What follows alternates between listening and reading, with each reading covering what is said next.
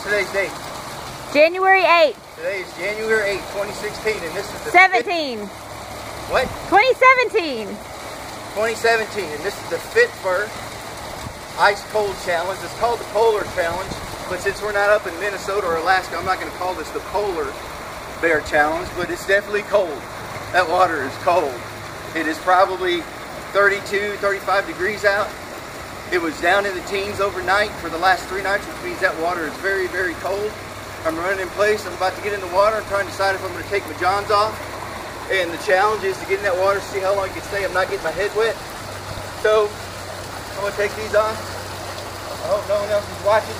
Polar Challenge. No one's watching.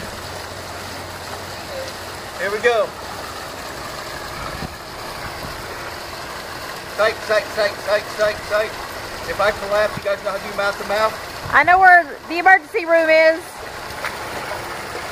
Wow. 5, 4, 3, 2, 1, 10, 9, 8. That was enough. You sure? That was enough. Towel? That was enough.